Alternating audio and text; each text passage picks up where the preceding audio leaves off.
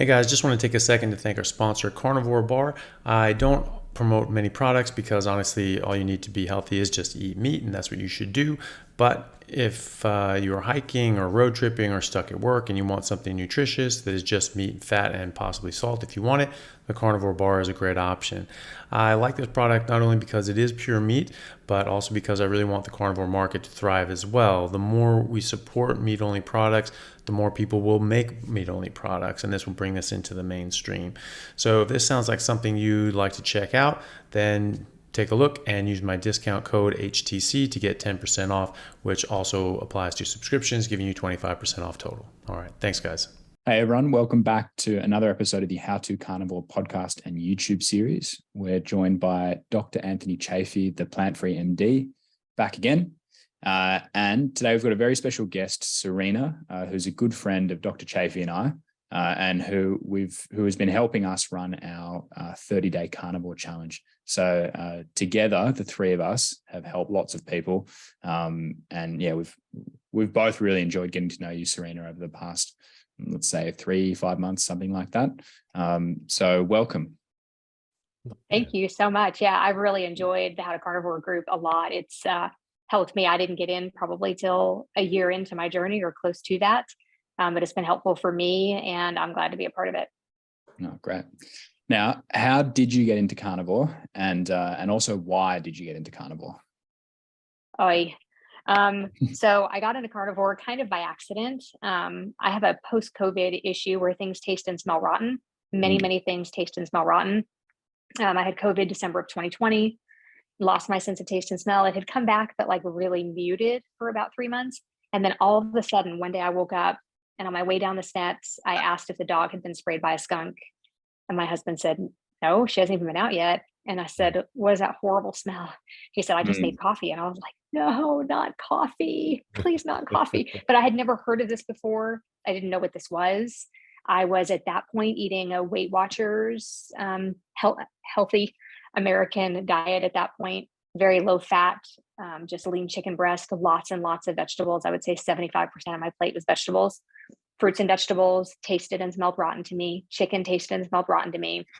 The one thing that didn't was sugar. So any kind of baked goods with lots of sugar in it did not taste like that. The weird thing is that the butter in it did. Like I could tell when there was butter in stuff. So like the only thing that I could really eat was sweet stuff at that point.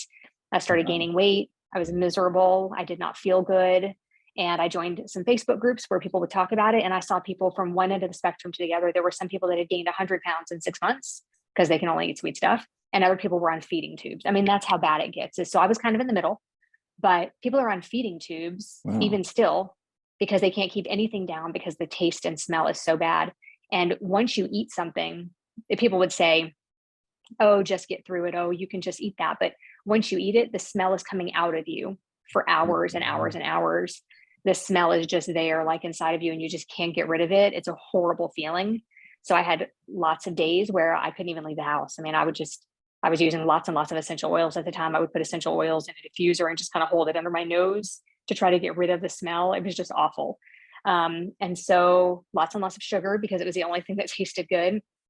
And then in May, on my birthday last year in 2021, my girls are bakers. They have a gluten-free little bakery in our house and they sell at the farmer's market and they make delicious cupcakes. And so for my birthday, they said, do you want us to make you cupcakes? And I was like, double that batch because I want more than my share.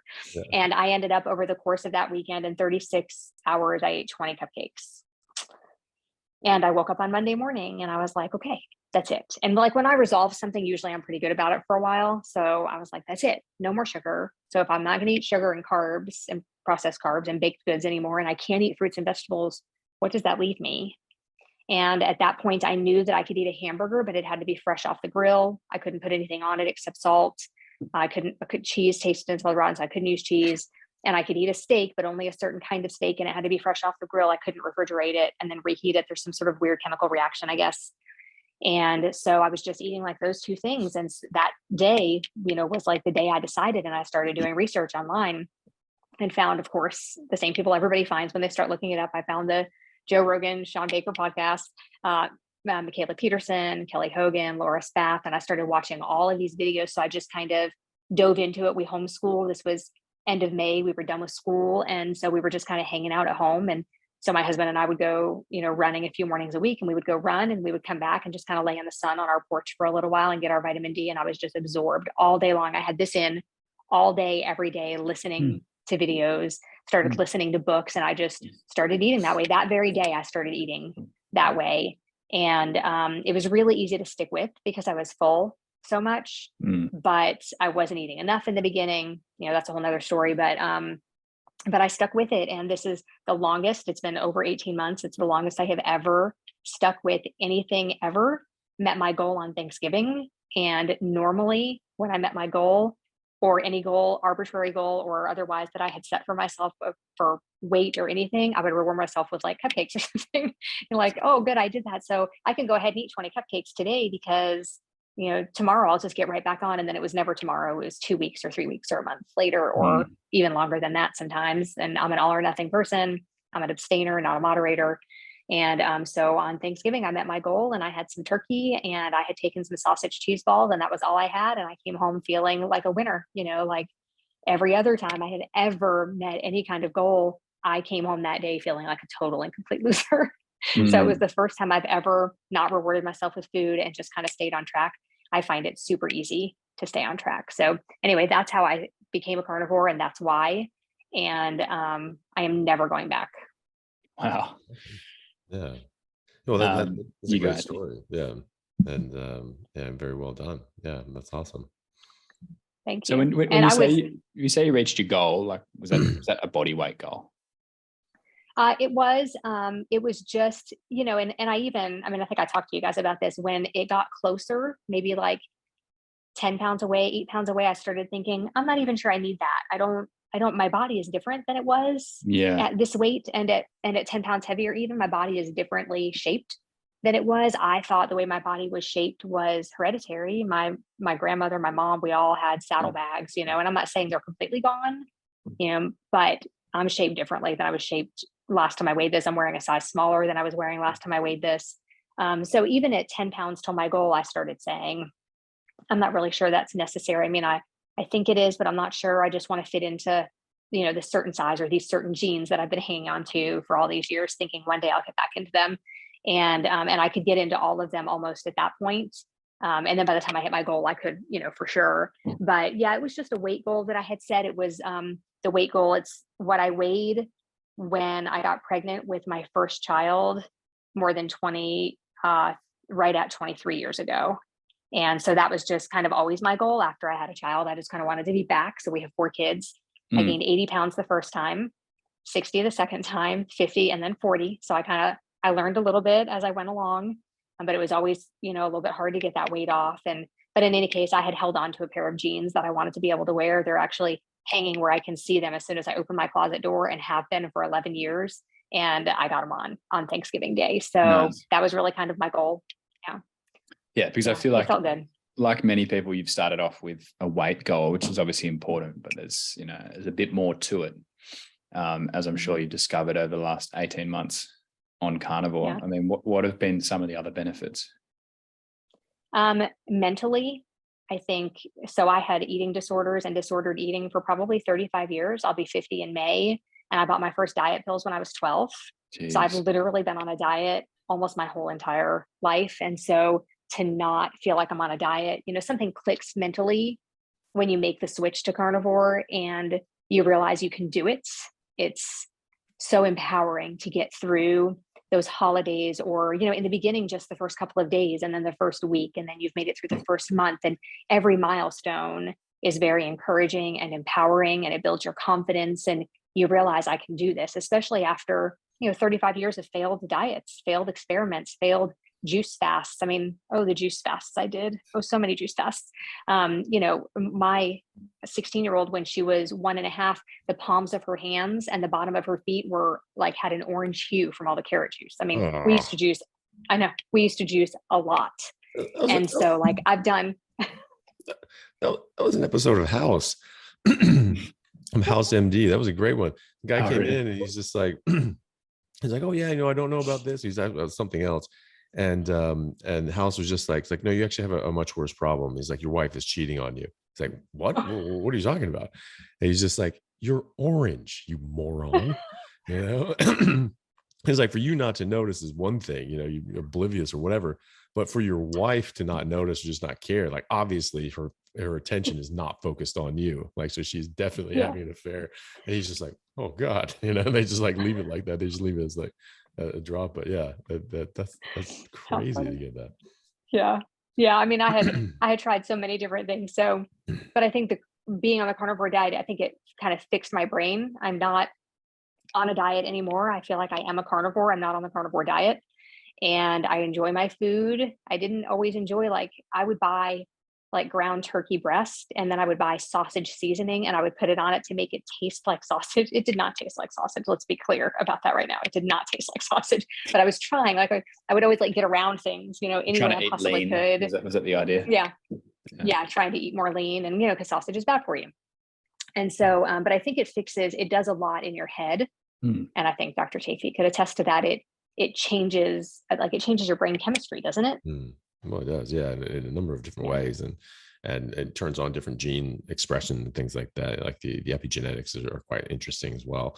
You know, just being in ketosis and just being in that metabolic state. You know, people see this from fasting. You get a lot of benefits from fasting. A lot of it has to do with gene expression and the different things that autophagy and just one of them, you know, clearing out these sort of, you know, these senescent cells that you know, maybe would be precancerous at some point, maybe precancerous or just not functioning as well as it could be. But tons of things, tons and tons of things. So yeah, so it changes, you know, everything about your body. You just start running differently. That's why I always said that, you know, I just feel like a different breed of human, you know, and in a lot of ways. Yeah, I tell people that, like, after about 2 weeks, you know, get all this stuff out of your system. You know, alcohol takes 3 weeks. That after that, like, you will just feel like a different breed of person, you know, and in a lot of ways you are, because your body's working in a very different way, you know, in comparison to yourself and others who are not eating this way. And it's amazing. It is an amazing difference. Yeah, it took me about 6 months to realize I was better, like, in here, you know, because I was just kind of prodding along. I was trying to heal this thing, and I didn't really have any intention of doing this forever. I was just waiting for my taste and smell to get better, which it has gotten a lot better. I still have a hard time even being in the same room as garlic and onion. When somebody's making popcorn, I get a little bit sick to my stomach. When somebody eats peanut butter and I smell it, I actually burp peanut butter like an hour later, even though I didn't even eat the peanut butter. It's the weirdest thing. I'm telling you, it's so bizarre. That happens with other things too. Like if something is really heavily seasoned and I'm in the room while somebody's making it, I tend to burp it up later, even though I didn't even eat it. It's really bizarre. But I didn't know if I would do this forever. You know, I didn't know what was going to happen. I didn't start out for health reasons necessarily. I started out to heal that issue. And the more research I did, and the more I fell in love with it, and the more I loved my food, and the better I felt. And then I started reading about abstainers and moderators and realized that I'm an abstainer. There's not something wrong with me. Like, I would go to the store, and when I was buying, you know, gluten-free Oreos for the family for a treat or something, because I've been gluten-free for a long time. I know, because they're health foods, I know. But, you know, if we were having a party or we were having company and I would buy them, I would get 2 packs because one was for me. And I was going to like hide and eat it. I was going to take a whole handful and go somewhere and eat them and act like I wasn't doing it. You know, I mean, like I did that for years. I definitely had a binge eating problem. I would eat all kinds of stuff like that. But at the same time, I was really healthy on the other side of it. You know what I mean? Like, that was a binge.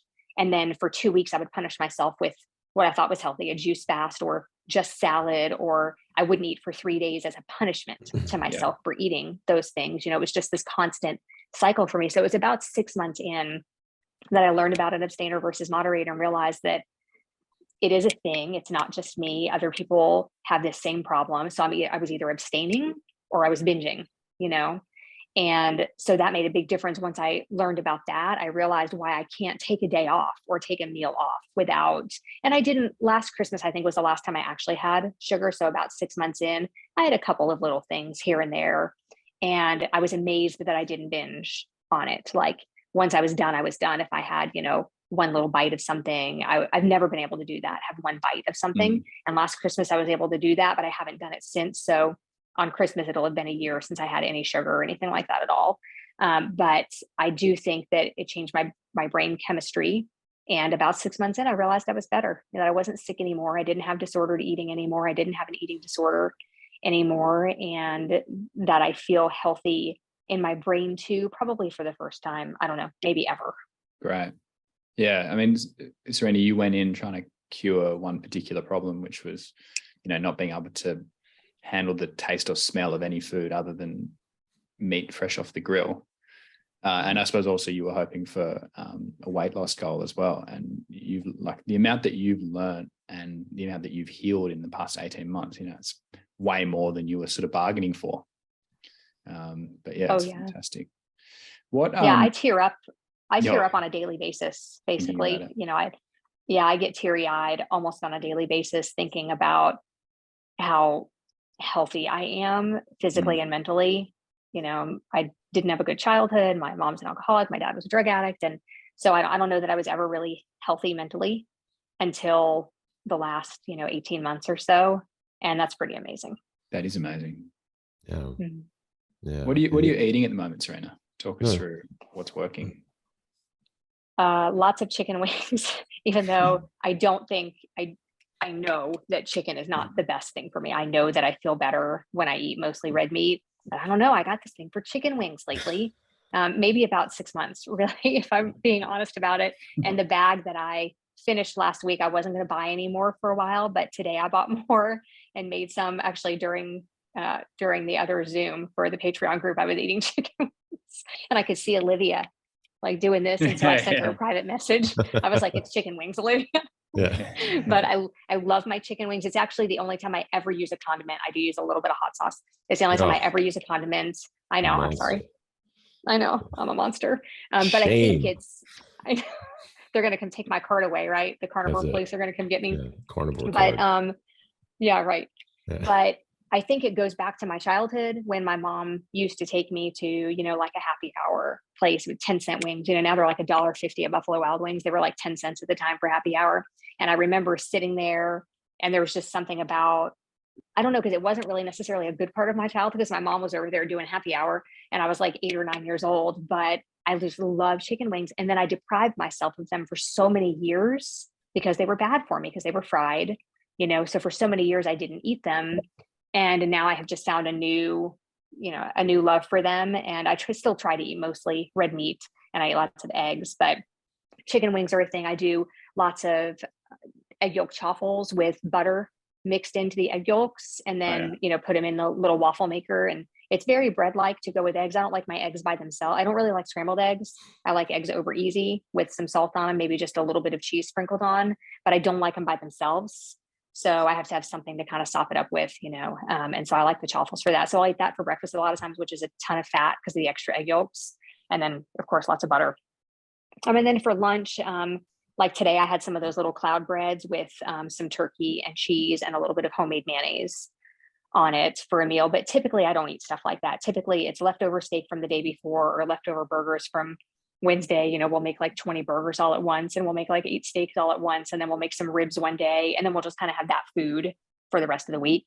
But I have a meat and cheese casserole in the refrigerator right now that my kids love and my husband loves. And so I'll make that and that they'll kind of snack on that throughout the week. And I'll eat, like more steak and hamburgers. I do eat a little bit of the meat and cheese casserole, but not as much as everybody else does, I think, because of all the cheese.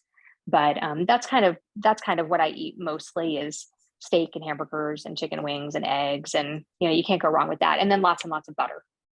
Yeah. I was going to say too, I remember those wing days, like where it's like on, when I was in San Diego, it was like Wednesdays. That was the days like Wednesday wings. And so all these different wing places, they would be like, you say like 10-cent wings. Yeah. And it's always had like all these different sauces, stuff like that. So we would go, the guys on the rugby team would go just all the different places and just get wings. And we would just crush these things. It was like, these like, 8 or 10 like big rugby players just going to town on these wings. And, you get like 50 of these things, $5 or whatever. It was like, it's just nothing. Yeah. And and you just absolutely just crush these things. Those were great. I actually do sort of like think about that sometimes, because I really did like those, but I don't want the sauce, and I don't want them to like fry it in like, canola oil and things like that. Yeah. But but I sort of miss those things. They don't have that option here in Australia that I know of, anyway, not in Perth, but like but those were always really good. Now Buffalo Wild Wings fries theirs in beef tallow. Oh, do they? Oh, yeah, they do. So if you can find one of those, or when you're traveling, Buffalo Wild Wings uses beef tallow, and I make them at home. I just put them in the air fryer and just let them get crispy like that. I like them extra crispy. At Buffalo Wild Wings, I always ask for them to fry them twice, because I like them really, really. I like it to crunch when I bite into it, and then I just make them at home in the air fryer. There, I put like 6 of them in there and let them get really good and crispy. Flip them over halfway through, and then I just dip them in just a little bit of the sauce. Shame. You feel your disappointment. We're gonna have to end the interview here, Serena. Yeah. So the mayo that you make, because that's something that my mom used to make mayo. Like she would make mayo, but she would use different oils. God, I don't even know what oil she would use, but anyway, oil as plant oil as opposed to fat. Like what are you making your mayo with? Usually I use bacon grease, and you put in a jar, like a mason jar, and it's best if you have a stick blender, one of those long blenders you can shove down in there. And I put 2 egg yolks and like half a teaspoon of either vinegar or lemon juice and some salt in there, and then put the immersion blender down in it and start doing it, like turn it on, and then you pour the grease in. It has to be melted but not hot. Right. You know what I mean? Like, so almost where it's starting to get hard again, and just pour it. Right. Yeah. And pour it in slowly while you're, doing the immersion blender. And it goes from being this like liquid to all of a sudden being a mayonnaise texture. It's the coolest thing to watch. So I usually use bacon grease for that. Nice. Cool. Yeah. And that's what people say, baconaise or whatever. They call it. Like, it's like, sounds amazing. And mayo's nice too. You put it on like, things that are drier, like some chicken or ham or whatever. But just anything, it's just sort of nice to do that. And then people get like cloud bread, and you can put that, some of the bacon mayonnaise in there, and then you have the cloud bread, which is just egg whites. Really, it's just like a baked meringue, really, and then some meat in there, and some cheese if you want it, and like it's not bad, and it's got a lot of people miss that sort of sandwich experience. That's a way they can do it. And then you talk about your family, sort of eating like the meat casserole and things like that. How have they taken to this? Are they obviously, I would imagine they're supportive of you, but are they sort of taking after you in this as well, or are they sort of eating everything? They think I'm a little bit crazy. I think, our 2 older kids are 22 and 20, and they both still live here, but they both just kind of do their own thing for food. Our daughter does a lot of food prep. She has one of those, little wine refrigerators downstairs in the basement, and she makes all of her little meal preps in the containers and takes it down there and stops and gets one on her way out the door for work. And then our son, he eats, just basic normal food. He doesn't watch what he eats necessarily. Our 2 younger girls are 16 and 14, and they eat pretty good, like lots of protein. They do eat some fruit, and they do eat some carbs. I'm not rigid about it for them. There comes a point where they have to make their own decision. I think when they're younger, it's easier because you can just switch them. Yeah. But once they get to be this age, like 14 and 16, that's just a really hard thing not that I couldn't do it. I could. I just know that it's necessary for them yet. I would like for them to make that decision. They do eat what we cook. If we make steak, they have steak. If we make burgers, they have burgers. They eat all the stuff that we make.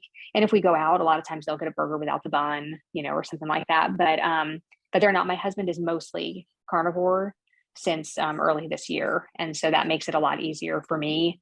So it's, easier for both of us because we're just both eating the same things all the time. So that works out really well. Yeah. Well, it's cool. And I agree. I mean, once you get to a certain point, you're not really able to sort of just force people to do things. And you sort of missed the boat on that one, just from the timing of it. But at the same time, your family's obviously seeing your results and how well you're doing and how interested you are in it. And you're learning more, and you're going to be talking about it because you're interested in it. And you're like, wow, look at this, look what I found, look at this video, look at this, all these sorts of things. Right. obviously has an effect on them because they're going out and ordering certainly bunless hamburgers as Yeah, well yeah. when you guys go out. So, Right. it's obviously, making an impression on them, and they're seeing those benefits. And at some point they're just, they might be able to just say, well, why don't I just try this all the way and see how I go? And I'm sure they'll be feeling better just as a result of just eating more meat as well, and just sort of trying to limit these things out. So, it sounds like they're coming around, and hopefully, might give it a shot someday. Yeah, and they love beef bacon. Like our local butcher makes beef bacon, and so that's one of the things I try to almost always kind of keep in the house. And I'll kind of ration it. I order maybe 10, 12 pounds a month and go pick it up and come home and make that. It does have the seasonings on it, but it doesn't taste and smell rotten to me. So I'm thrilled to have just a little bit of the seasoning on that. And I eat regular bacon too, so it's not a big deal to have that little bit of seasoning, but they love that. And I ordered it. It was supposed to be ready Thursday, and he didn't tell me when it was ready, probably because he told me on Tuesday that it would be ready on Thursday, but I forgot. So I didn't go, and I remembered today, but we were busy, and I was like, on the way home, we have to stop and take up the beef bacon. And my 16-year-old was so excited. She was like, we're having beef bacon for dinner. And I was like, yeah, I was so excited. I pull in, all the lights were off. They closed. I don't know what time today. I didn't look afterwards, but they usually close at 6 during the week. They closed early today. I kid you not, I almost cried. I was like, I can't believe I can't have beef bacon today. I wanted beef bacon. Call them really at home. Just be like, look, this is an emergency. Yeah. Get down to the butcher shop now. Look, this is life and death, because I will literally kill everyone around me if I don't get this. Yeah, it's so good though. I mean, it's completely different than bacon, but really, really good. And everybody in the house likes it. Like they come into the kitchen, they say, are you making beef bacon? I have to do 2 whole pans of it every time I make it, but everybody likes it. So if you guys don't have beef bacon, you should get some beef bacon. I've never had it. I really, really want to try it. I don't know where you can get it. Maybe I'll have to just ask a butcher, see if they can do it special or something like that. Well, I got some at Sam's one time, but don't fall for it because it was almost like a deli meat texture. It was not good. Don't fall for it. If they have it at Costco, don't buy it. Is it a bit like I'll do a brisket slow cooked, and then I'll slice it up, and then I'll fry it in tallow or butter in a cast iron pan? I've sort of thought that was kind of a bit like beef bacon. Have you done that, Anthony? No, I haven't done that. It's nice. Like if I was going to reheat it, like if it's cold. When it's cold. I haven't actually done that yet, but like that was something I think it was like, oh, that'd be good. To do that way. Yeah, that sounds like beef bacon, except it's just not cured. I mean, but that's basically what it is. He uses brisket for it. So it's just really thin sliced brisket, and then it's cured. So same thing. Probably it's probably very similar. Yeah, it's nice. It gets all crispy in the pan. Yeah, it's good. Yeah. Interesting. So is that have you come across beef bacon? It's not really a supply of that here. No, I haven't seen it in any Aussie butcher shops. No. Okay. Yeah. I'll have to sort of find that stuff. Yeah, there are a few specialty butchers around Perth. Like I'll have to just go and ask them and see if that's something that they do. And because it sounds great, and just like bacon's awesome, obviously, and bacon is great. But like also I just beef is amazing, and like that's like my favorite thing to eat. So like I like the idea of being able to do that with beef as well. Yeah, and when I first went looking for it, like he doesn't advertise it, so that might be the same way with your butchers. There is maybe they're not advertising it, but they'll make it for you if you ask them, because he doesn't advertise it. But I had seen somebody talking about it online, and I was like, oh well, I'm gonna have to find this. And so I went in, and asked him about it. But it's really good, and it's the same price as whatever like the brisket is. And when I first bought it, I went looking for it because I was doing the lion diet for a month last summer, and I just thought, well, I know it has some spices on it, but it gives me it gives me a different way to have the beef. It's ruminant animals only, and I don't like lamb or anything like that. So I was like, it'd be nice if I had a different way to have the beef. So even though it's got some spices on it, I went ahead and I use it when I do beef only. When I'm just doing the lion diet, I eat it anyway because it is beef, and so. And it's cool they can do that. Supposedly anyone could. That's awesome. He doesn't charge you extra. I mean, he's putting in, he's doing extra work. So it could be, but you're a good customer. So well, that's it. All right. Leading question. Serena, when you first went carnivore, was there something that you tweaked that then provided a breakthrough, perhaps in fat loss? Yeah. So when I first started, I jumped right into fasting. Don't do that. Don't jump right into fasting when you start carnivore. That is not the right way to do it.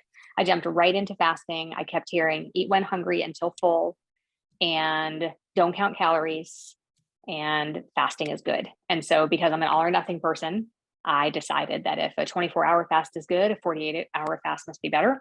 And so I fasted Monday, Wednesday, and Friday, and I had 2 hamburgers with a little bit of cheese, Tuesday, Thursday, Saturday, and Sunday. And there might have been one day a week where I ate a little bit more than that, or had 2 meals or something, but I was very, very strict with the fasting. And I started gaining weight. Yeah. Very low calorie. At the end of the week, I was probably only eating 4,000 or 5,000 calories, and I know. That's not enough. No. Yeah, don't do that. Don't do that. Yeah. I know. Don't try it's this part at of the home, story. Yeah. I'm not done yet. I'm not done. And so I got to be like, literally 8 months, 9 months in, scale kept going up. Like it would be the same 1 or 2 pounds, and then it would go up an extra pound, and then it would stay there. And then it would be the same 1 or 2 pounds, and then it would go up extra pound, like really slow over the 8-month period, but the scale was definitely going up. And I would try to eat more, but it felt wrong to me. It just felt so wrong. And because I wasn't counting my calories, like, I guess I'm a numbers person, I had to see it. So after about 8 months, I was crying. I couldn't believe I was up another clothing size. 18 pounds is a lot. I'm only 5'3", and I already had like 10 pounds I needed to lose. And so, now I'm looking at 28 pounds instead of 10. That's a huge, so I was a mess. But I kept hearing it's because you're healing. It's because you're healing. And I wanted to believe that. So I just kept prodding along. And then one day I was like, I got to count my calories here. And it was like 2 hamburgers and some cheese with a little bit of butter. It was super easy to put in. I don't know why I didn't do it sooner, like just to check, but just people kept saying, don't count calories. And so I put it into my carb manager and realized I was eating, like 800 or 900 calories every other day.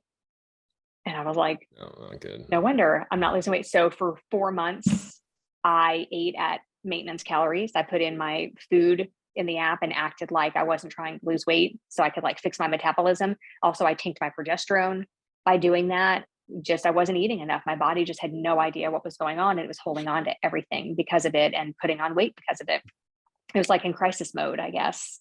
Yeah. And so I did 4 months at maintenance, and then I was able to lower it a little bit and started losing weight. So then in 6 months, I lost 35 pounds. It doesn't sound as great when you say in 18 months, I lost 35 pounds, and I didn't lose it in 35 pounds. I lost it. I didn't lose it in 18 months. I lost it in Not 6 a months race. because I had gained before that. Right. It's not a race, I hated it at the time. Then I was super upset about it, and I hated the process. I was so upset with myself. I was so upset with my progress. And I just kept thinking, how stupid am I to follow this? And other people would say to me like, well, it's no wonder you're gaining weight. Like didn't feel like I could be a role model for the carnivore diet, so that was really hard for me to speak publicly about the carnivore diet, knowing that I was gaining weight.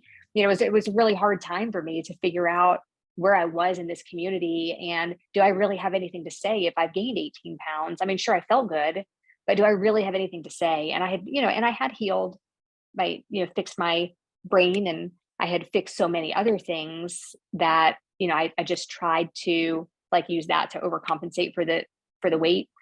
But in any case, so I lost 35 pounds in 6 months and feel, really great. And so now that's part of my story. I hated it at the time, but now I look back on that and I'm like, well, that was part of my journey, and I wouldn't be able to help so many of the people that I help now. When people come to me and say, I don't understand what's going on, I'm not losing weight. And people who weigh 200, 250 pounds tell me what they're eating, and they're eating 1,000 calories. And I'm like, well, there's your problem. And it's really hard for people to wrap their mind around it. And I think if I hadn't experienced that, it would be harder for me to explain that and sympathize with people and help them with that. So I guess, it's part of my journey, and I've just come to, and I'm still at the same place. It took me a little bit longer, than I wanted it to, but I'm where I wanted to be. And that's just, part of my story now.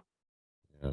That's something like in bariatric medicine, and even like bariatric surgeons that do the bypass surgeries, taking off parts of the stomach and the small intestine to make it physically harder to eat stuff. And you actually take out the part of the stomach that secretes ghrelin, which is, when your stretch receptors that, when they're empty, you secrete ghrelin. It says, hey, we're empty. There's nothing in the pipeline. So if you don't have enough leptin, your brain goes like, okay, you need to eat something. normally it's tempered by the leptin, but if you're eating carbohydrates, the insulin will block the leptin, and fructose will independently block the leptin, as well as increasing the insulin, which will block the leptin. And fructose always comes with glucose generally, and so that will all compound to block your leptin. And fructose actually upregulates ghrelin as well, so you get this like, Jesus, you got to eat. And so one of the things that these surgeries do, these bariatric surgeries do, is like physically removes the area of the stomach that secretes ghrelin, and that seems to help with hunger suppression as well. A lot easier to just stop eating like fruit, honey, and sugar, I think anyway. Yeah. And but they'll talk about how, and I don't know where this is coming from, but this is just from what I've been told by bariatric surgeons and like nutritionists that work with them, is that basically 1,200 calories is sort of the mark, that like if you're eating less than 1,200 calories a day, you will not lose weight. So you have to eat at least 1,200 calories a day, or else your body, like you say, goes in this crisis panic lockdown mode. This is, okay, we're in a famine, we're going to die. Like we need to really, really, really hold on to every single spare calorie that we have. And so it ends up being difficult to lose weight. I mean, this flies in the face of the calories in, calories out crowd, because this is a clear, demonstrable phenomenon that happens, and you can actually track this, and people's metabolism will slow down, and will be want to store fat as opposed to use your fat stores. And and that seems to be the tipping point. You get a bit less than that, all of a sudden you're gaining weight. It seems paradoxically, but not when you actually understand the biochemistry and what's going on. And unfortunately, a lot of people don't, are pushing that sort of the calories in, calories out sort of thing. And but that is something that you see. So it's I think you made the point that you don't want to, when people say don't count calories, it's really just like, hey, don't count calories and say like, this is how much I'm going to eat, I'm not going to eat more than that. That's usually when people are dieting or doing this for weight loss. They have like a limit, like I'm only going to eat this much and then I stop. It's usually the opposite problem, whereas you were very much under eating. And the point that I've heard you make, which I think is a good point, is that sometimes you might need to track your calories just to make sure you're eating enough, because it's very easy to undereat. And that's something I noticed when I first did this 22 years ago. Was that I always was under eating, and that ended up biting me, because you can't do that forever. And right. I was going, and I was also taking it was over the counter, there's like an energy pill called Ripped Fuel, which is crazy stuff, and it's like this ton of ephedrine in it, and so that's obviously going to really suppress your hunger as well. Is it like a pre-workout or something?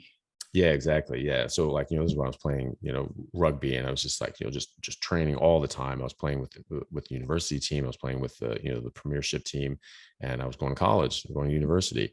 And so, and this stuff would come out, and like my boy's like, yeah, this was great, energy pills. I'm like, great, yeah, try that. And so it really suppressed my hunger even more. And also, obviously, your hunger is very different. So I just never felt hungry. And I even, and I had tons of energy, because that's what the ephedrine does. You have tons of energy. And so I was just going around. I was just like, just get up, go to class.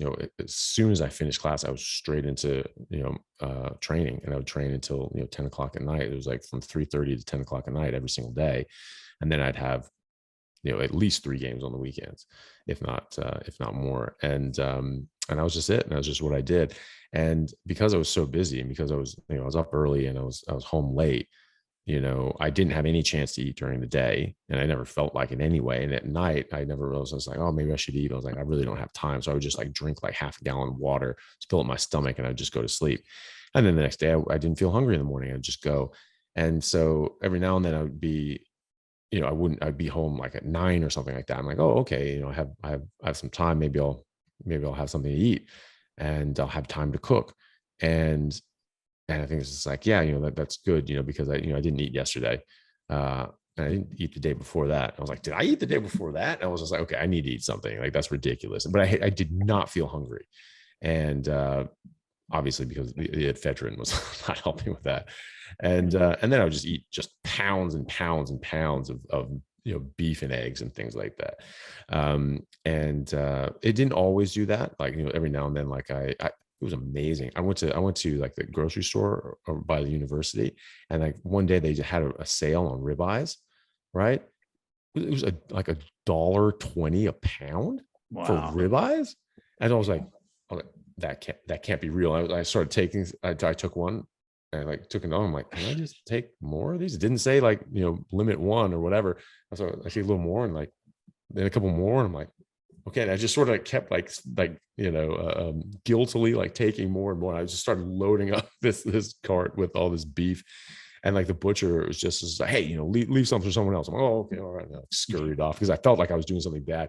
When I went back and talked to my brother, he was just like, "You just fill the whole thing, be like, whatever, screw you, like make some more, like it doesn't say I can't do that." Right, yeah. And but then I was like, yeah, I had like tons and tons and tons of meat, tons of these steaks. And it came out to be like, it's like, all right, $68, and the guy even went like, that's a lot of meat for $68. And I was like, yeah, it's amazing. It's on sale. You got to check it out. I was like, yeah, I'm going off in 15 minutes. I'm going to fill up too. And so when I had that, like, I was just like, every day I was like, oh, get that steak, because it was awesome. But there were periods that like, yeah, I didn't eat like literally days in a row. And I just never felt hungry. And it ended up biting me because eventually I got to the point where I just was not eating. And I was not feeling better. Like normally every workout, everything I did, I could feel myself getting better and stronger and faster and fitter every single time. And then it got to the point where every workout I did actually took me down a peg. And I was just like, this isn't right. And I remember thinking, I was just like, this is probably, I'm just not eating enough. Like that has to be what it is. But I was just like, I'm just not hungry. Like what am I supposed to eat? I'm not hungry, So it was very weird for me. And I think that's something that obviously, hopefully, people aren't taking ephedrine, but like it's something that you don't notice as much on a carnivore diet because your hunger signals are so different. And so I think that that's a good point. Is that you should at least track and make sure you're eating enough. And if you can't do that just by eating until things stop tasting good or whatever, then maybe keep a track of that is a good idea. But you definitely want to get enough anyway. I think on you. I was going to say the other problem with the sort of calories argument is that people get confused and they think that calories from beef is the same as like calories from like carbohydrate from bread or something like that. Right. And so they say, oh well, I'll just load up, I'll just spend all my calories on bread or something like that. And I think that's why. Right. That's why the carnivore communities are often like, don't count calories, don't worry about calories. Yeah, like these things are fungible. You know what I mean? Yeah, like, exactly. Yeah, it's just I'll just swap lollies. Yeah, it's the same. Yeah. You just need this amount of calories. It doesn't come a matter of it's all petrol. Just I'm just going to drink syrup. Exactly. Maple, and that's fine, and those are my calories for today, and that's the only thing that matters. These are complex, molecules, complex organic molecules. They have a chemical reaction in your body. They do different things, and anyone who has taken chemistry and certainly biochemistry should know that. And a lot of these guys that are proponents of this have taken biochemistry. Like that's a prerequisite for medical school in America. And so, any doctor who says, oh yeah, it doesn't matter, like obviously wasn't paying attention when they should have been in class. Yeah. You reminded me, this is totally off topic, completely off topic, but you were talking about taking the ephedrine when I was in my starting when I was a teenager, but when I was in my early 20s, I was a disc jockey on the radio and I did traffic reports too. That's actually how my husband and I met. He was the pilot that flew me around in Raleigh to do my traffic reports. Cute. But what? Cute. Yeah. Yeah. But anyway, I worked so much to try to make a name in radio for myself in Raleigh that I would work Monday through Friday as a traffic reporter. So I would work, like 5:30 in the morning until 9 a.m. And then I would go to one of the radio stations where I worked and I would do like promotions and stuff all day. I would help them with stuff. Then I would go back to traffic from 3:30 to 6. And then in the evening, like my shift at the traffic place ended at 6. Usually I had a shift at a radio station that went until midnight. So I would have to call the radio station and get the person that was already there to wait for me to get there. And then I would go home and I would sleep from 12:30 until, 5 o'clock in the morning. But I took lots and lots of caffeine pills and ephedrine to stay awake. But then I also had to take something to make me sleep. And my stomach was upset all the time. I was nauseous all the time. I carried, like, on Friday nights when I got off at traffic and I went to go work from 6 to midnight. At midnight, I had a shift at a different radio station, and I would work there from midnight to 6. And then I would work from 6 to noon at the first radio station. I worked at 3 different radio stations at the same time, like that, all weekend long until Sunday night at 6 p.m. And then I would go home and I would stay up all weekend. I would stay up. I didn't go home at all. I carried cans of soup and tuna fish in my backpack, and I would eat at the radio station, but I was so sick to my stomach, I could barely eat. I was miserable. But that was how I kept going, was like the caffeine pills and the ephedrine. And then I would have to take, like something, whatever it was, over the counter, that would help me go to sleep on Sunday nights, so I could sleep from like 6 p.m. until 5 when I had to go start my week over again. It was miserable. My stomach was so upset from all the ephedrine. So totally different topic, but a little bit relatable because of the ephedrine. Yeah. Yeah, it's probably a good thing that stuff's not available really anymore. I remember when I was in San Diego playing down there for Almback, playing rugby down there in the U.S. Super League. It was sort of getting harder and harder to get, and so you have to order off the internet from somewhere. And I remember, like, I didn't sort of have some, and there was a guy on my team, and like he asked me, he's like, "Oh yeah, I got these. I don't know where he got them, from El Salvador or something like that." But he was just like, he's like, "Yeah, these things are like really strong, and just take one." And I was just like, "Yeah, I've been taking 2 before a game, for a while." I was like, "It should be fine." Oh my God, was that a mistake? Like, I felt like I was going to have a heart attack. It was just like, my heart was just going crazy. I'm like, "Oh, this is bad. This is bad." That wasn't ephedrine. It was like meth or something like that. Like, it was bad. Like, I don't know what this thing was doing in my body, but I felt wretched for days after that. And it was so bad. I didn't sleep that night at all. I did not sleep. And I don't even know if I took 2, but like even just 1, I was like, "Oh my God," like that stuff was terrible. And I felt horrible for days after that. And but yeah, ephedrine wasn't great either. Like that's what coffee does to me now. Yeah, coffee does that to me now. It keeps me up all night, makes me feel like I'm gonna have a heart attack. I blame you for that. Me? What did I do? Getting you off. I got you off of it. I got you off the junk. You're welcome. I know the last 5% makes 95% of the difference for most people. That's what made me go off coffee, was you saying that. Yeah, so I blame you. And then you got the benefits of it. So there you go. I did. I'm kidding. Yeah. I'm kidding. But I've had coffee twice since I went off of it in April, and both times I thought I was going to have a heart attack. I mean, it was bad. So I'm good. Yeah, sounds similar to me, Serena. Yeah, I have it now, and it's just. Yeah, it's just not worth it. I don't need it. No, you don't need it. And I don't need it anymore. Yeah. Well, that was one of the things too, that people talk about sleep, and most people get much better sleep. Much better. Yeah, much better. And mine certainly is. I was a terrible sleeper my whole life. And I would be one of those kids that would just be up all night, just staring at the ceiling, just not being able to go to sleep, or even like laying there with my eyes closed, but like I just could not get to sleep.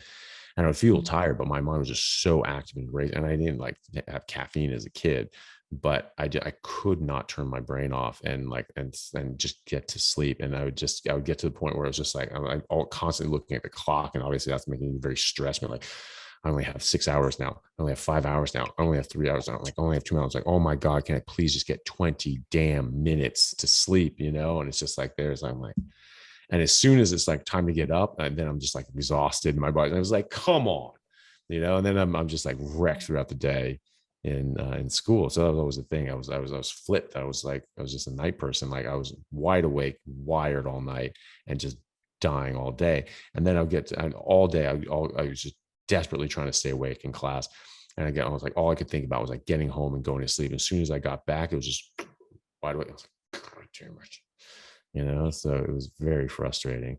But some people will, and then my sleep's great now, and it's very, very easy to get to sleep and stay asleep. But some people will say that they have worse time getting to sleep, which is weird to me. But like a lot of times there's different things that can contribute, but a lot of the time it's someone still drinking coffee. But I'm only having 1 cup of coffee. I'm drinking less coffee than I used to, but it just affects you differently now. And I don't know why, but there's some sort of, the mix and concoction of things that you're eating and drinking is different now. And this caffeine is much more potent and affects you. And so people have this morning cup of coffee, and then at night they're having really hard time sleeping, and then they cut it out, and it's like, okay, yeah, that's what it was. But it seems weird to them because they're actually drinking less coffee than they were when they were sleeping better on a mixed diet. So it's weird. Yeah. Well, there's Yeah, it's also interesting. the like people who are having trouble sleeping, we're finding that they're not eating enough, and they're not Yeah, getting that enough too. nutrition, and it's sort of causing this kind of like anxious, kind of stressed out feeling when they're sleeping, and maybe they can't get to sleep, or they're just waking up really early feeling anxious and sort of wired, which I've definitely experienced. Serena, what's happening with are you eating the butter before bed? I am. Yeah. Dr. Bright calls it wired but tired. Like you wake up in the middle of the night and feel like you're up for the day, but it's only 2 a.m. And sometimes you think you're up because you have to go to the bathroom, but it's not really because you have to go to the bathroom. She's talking about your cortisol rising and lowering in the middle of the night. And so you get that flight or fright feeling when you wake up. And that's what it's like. When I wake up in the middle of the night, I feel like it's daytime and I should just get up, but I don't want to because I need the sleep. I know that I do, and I want to rest. It's only been 3 hours I've been in bed. I'm not going to get up then. And I will literally lay in bed sometimes for 2 hours before I can fall back asleep. So I saw a video with Dr. Bright in it talking about that and about how there are some things in butter that actually can help calm your cortisol and lower it and help you go back to sleep. And so I started trying to incorporate more butter in the last week or so anyway, because I realized I probably wasn't getting enough fat just in general. I have a hard time, even after 18 months, I have a hard time making sure I'm eating enough if I don't go out of my way and make a conscious effort to make sure that I'm eating enough sometimes, even after 18 months. And even after I know the mistake I made at the beginning, it's still hard to remember that you have to eat more. And it's the same way with fat. It's hard to remember that we need that fat, that we need that butter. And so anyway, it's a hard thing to imagine, but she talks about taking some butter to bed with you and taking a big bite before bed. And so I take my stick of butter out. I actually like unsalted butter. If I'm going to take the stick out and unwrap it and take a bite, I actually prefer the unsalted better for that. And then I'll bring some into our bedroom and put it on my nightstand next to the bed. And in the middle of the night, when I wake up, I just reach over. I feel like it feels really weird in the middle of the night to reach over and pick up this napkin or paper towel that has the butter on it. Like I'm laying down in bed, I'm like, put the napkin back, but it works. I'm able to go right back to sleep. A couple of nights in the last week and a half, I have slept straight through without waking up at all, which is really, I have not been sleeping well for the last several months. I wonder if it's my hormones maybe or whatever. And I do think it could be my hormones. Like I laid in bed the other night after I woke up and had gone back to sleep, in the morning when I was waking up, I was thinking, how many women are having hormone issues just because they don't eat enough butter, just because they don't eat enough fat, because fat's bad for us. Butter is bad for us. Everybody uses margarine I used to use spray butter. That is not butter, but it's basically spray liquid artificial salt with butter flavoring. But I just wonder, it just really makes you think Millions, how many of us are having hormone issues because we don't eat enough fat. And so if it's my cortisol and my hormones waking me up in the middle of the night, then it makes sense that the butter would kind of help me go back to sleep. So for people that are having trouble sleeping, the butter really has helped me a lot in the last week and a half. And it feels really weird, but I already have my pajamas on. I'm getting ready to come upstairs. And it's the last thing I do is I open the refrigerator door, I peel open that butter and I take a bite. And the rest of it, I'll leave some up on my nightstand, I'll leave it there for several days until it's gone. But it's really interesting that because I thought there's no way this is going to work, but it really has helped me sleep a lot. That's good. I remember just eating butter. There's obviously when you can convince yourself of a lot of things, and so a lot of people convince themselves that fat's bad for them, even though we have these urges, these guilty urges to eat it, and that's where people can have disordered eating and binging and purging and things like that. Their body's saying you need to eat this, you need these nutrients, and then you have to purge to get this stuff out of them if you don't want that in your system, and that can obviously create big problems for people. But even for me, when I was seeing the research and seeing the studies and knowing that okay, cholesterol is not what we thought it was, saturated fats is not the problem that we thought it was. I was doing carnivore. I still was cutting off the fat. I remember I caught myself once and I was just cutting fat off. I'm like, what am I doing? I trust the research. I trust the data. Fat's good for me. Eat the damn fat. And I literally said that to myself, eat the damn fat. And so I started, but I couldn't. I could just say it was like in my whole being just sort of revolted against it. It was just like, oh no, you can't do that. No, that's bad. I associated that taste and texture, which I enjoyed, with bad outcomes. And so it just like, oh, my body just like rebelled against it. So I had to sort of relearn that and sort of take a little bit of slice and then put that in with some lean slice of fat and put that in with some lean meat. And that would taste good together. I'm like, oh, okay. So I started doing that. Now I can just eat the fat. Now I can just eat butter. It tastes amazing.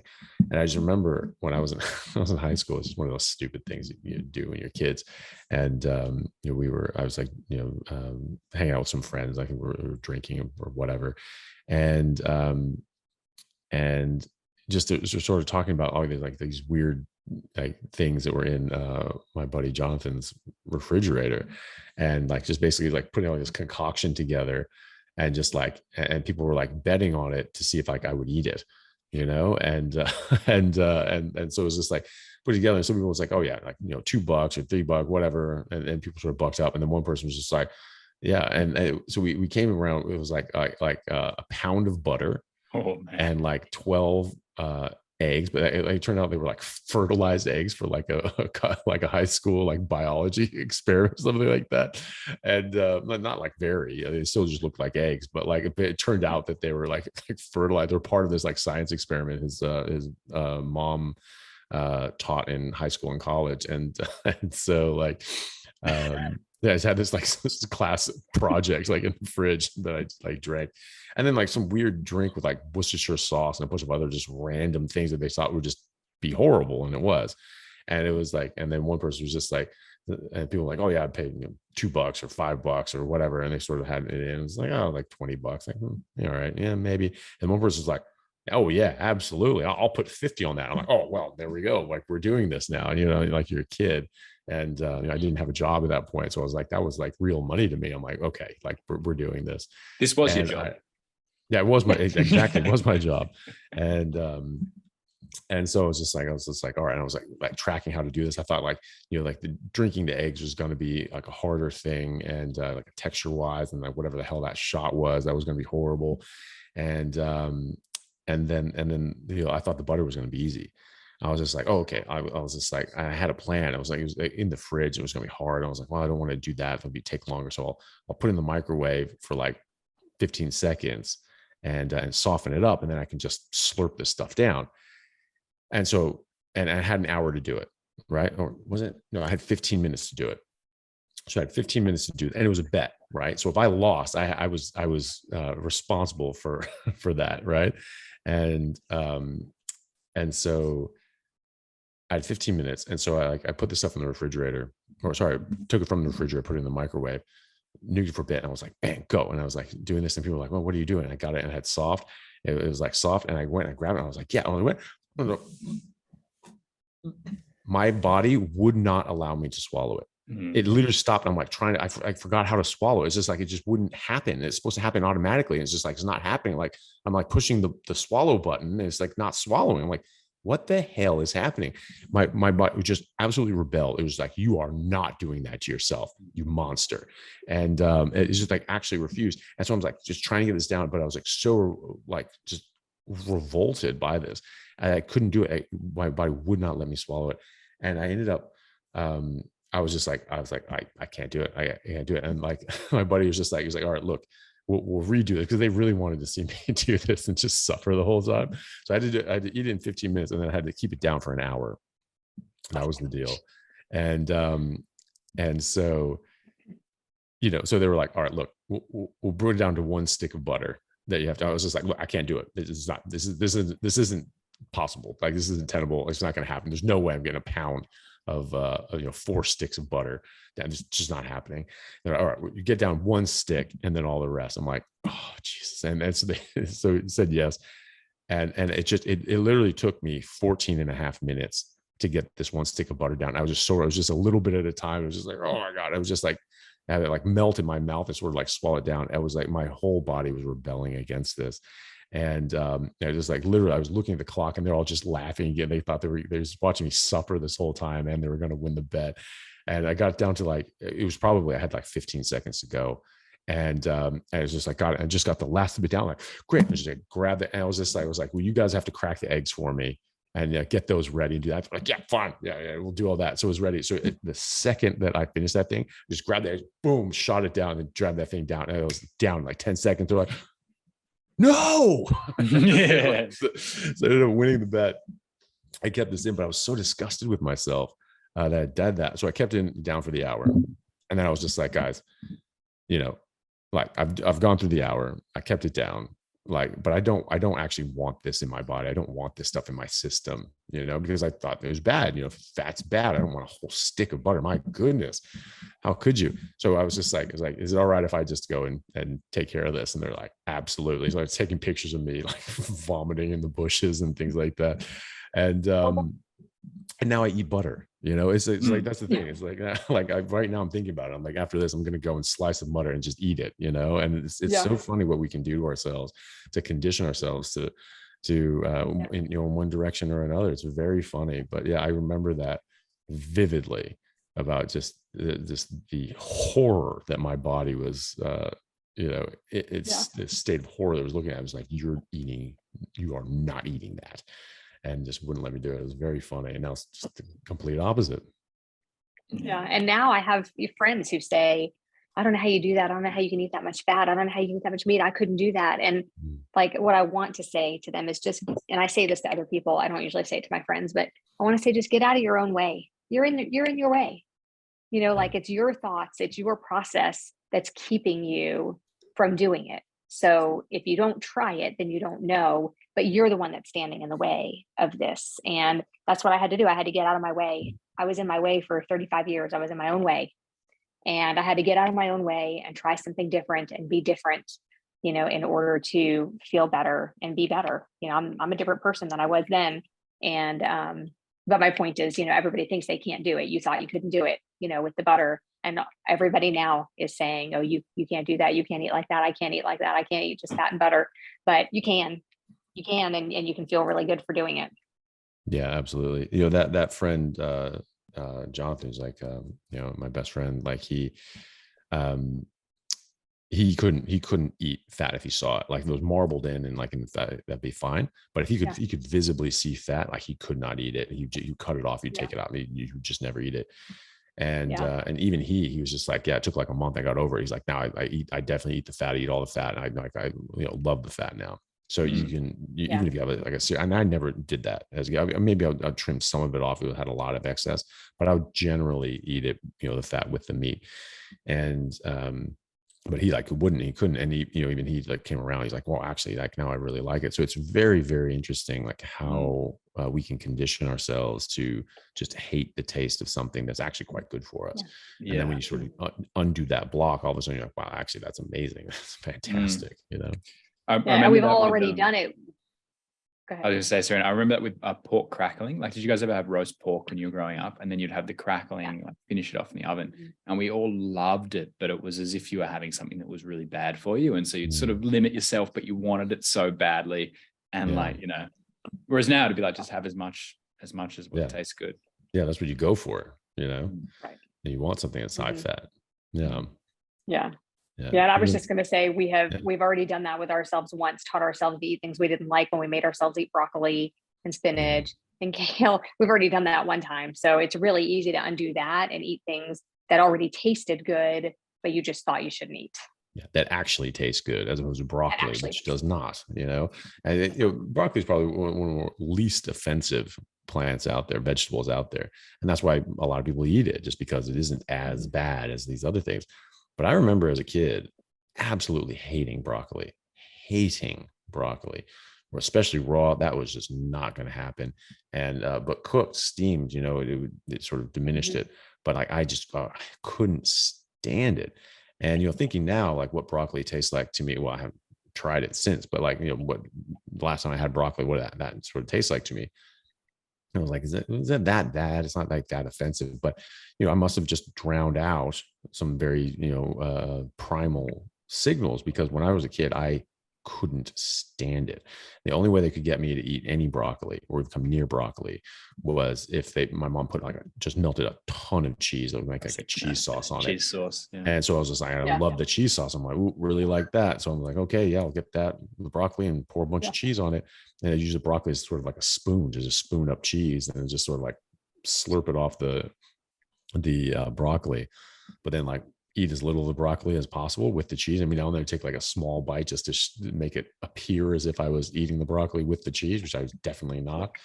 And that way, and even with the cheese sauce covering it, like it just tasted horrible.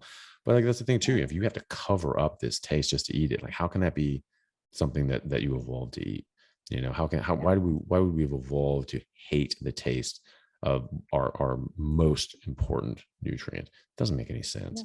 And either way, broccoli didn't exist, even 5,000 years ago. This is new. We bioengineered. We've created this stuff. And so this, you can't say that we were designed to eat something that didn't exist, at the dawn of time. Like it's not possible. That's not a thing. It's like one thing came before the other. Yeah. So yeah. And it's gross. Yeah. Agreed. Agreed. Simple. All right. Well, that's the hour. Thanks so much, Serena. That was fun. Thank you so much. It was awesome. And we'll have to get you on again for sure. Yeah, definitely. And tell us where people can find you and about your online stuff as well. Yeah, people can find me at serena.carnivore on Instagram and TikTok. I just load the same stuff as I do on Instagram, on TikTok, but there's a different audience there. So, and on Facebook, Serena Music, and you'll see the picture. I'm wearing my Carnivore Revolution apron, which brings me to the next place you can find me is with my friend Jessalyn Randall. She's my partner in crime. You guys had her on not long ago, but Jessalyn and I do the Carnivore Revolution. We have an Instagram page and a YouTube channel. We make videos where we cook, do interviews, give our top 5 tips for carnivore and things like that. And we have a lot of fun doing that. So you can find me there also. Yeah, that's good. Yeah. Different demographic in TikTok is mostly teenage girls and overweight middle-aged men living in their parents' basements. So yeah, if you want to tap into that growing might as well market, then get in there. Yeah, might as well do that. I wanted to say one more thing. Do you guys know my friend Kelly Hogan? Yeah, you know who she is, right? Yeah, I know who she is. Yeah. Okay. Of course, you know who she is. I was just going to say, I messaged her late last week because I had gained a couple of pounds and I was really upset. And I was like, I know it doesn't matter. I know it doesn't matter. So I messaged,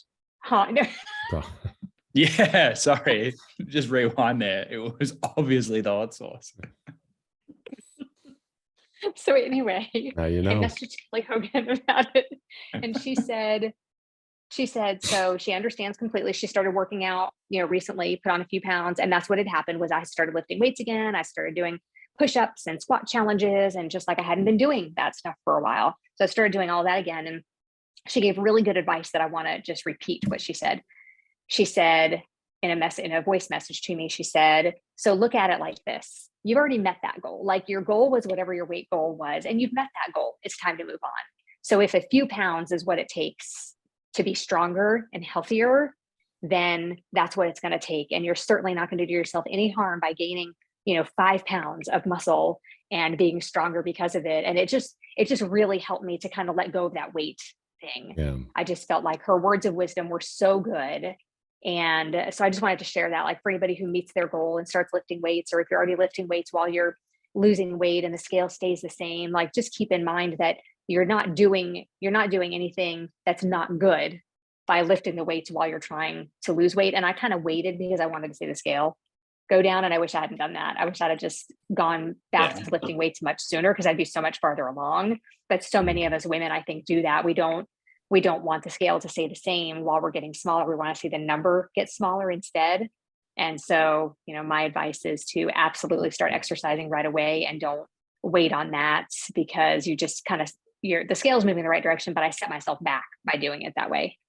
Yeah, well, that's a good point. And, you're going to provide a lot of benefit to yourself by putting on that muscle, and it will make you healthier. And that's why tell people, people do get very hung up on that number. It's just like, the scale. And that's why a lot of the older, I think more successful and just better Facebook groups on carnivore, like zeroing in on health or zero carb health. And there are a number of them, but these are two that I was quite active in, years ago.